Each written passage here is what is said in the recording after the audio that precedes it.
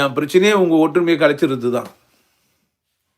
நான் எதுக்கு பேசுகிறேன் அப்படின்னா, உங்கள் ஜாதி ஒற்றுமை போயிடும், உங்கள் மத ஒற்றுமை போயிடும், கணவன் மனைவின்னு ஒற்றுமையாக நடிக்கிறீங்களா அது போயிடும். ஒரே ஆபத்தானவனாங்கிறானே. ஆனால் அதுக்கப்புறமா அன்பு மணந்துடும். கொஞ்சம் பிரச்சனை வர மாதிரி தெரியும், ஒத்துக்க முடியாத மாதிரி இருக்கும். அப்புறமா பார்த்தா இதான் கரெக்டுன்னு உங்களுக்கே புரியும்.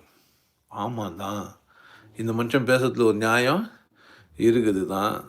அவளை நான் அண்ணாவே வச்சில்ல, அவளாவே வச்சில்ல, இல்லை அவனை நான் எப்படி வச்சில்ல, அவனாவே வச்சில்ல, அவனுக்கான சுதந்திரத்தை நான் கொடுக்கல, அவனுக்கான ஸ்பேஸை நான் கொடுக்கல, நான் முழுசும் நான் என்ன பண்ணிட்டேன், அவனை ஆக்குபைட் பண்ணிட்டேன், இல்லை அவளை நான் என்ன பண்ணிட்டேன், ஆக்குபைட் பண்ணிட்டேன், பிள்ளையை நான் என்ன பண்ணவே இல்லை சுதந்திரமாக வாழ. தனிமை புரிஞ்சிச்சானா இந்த பேச்சு இல்லை, என் வீடியோ நிறைய பேச்சு பேசினது தான் ஒன்று புரியும்.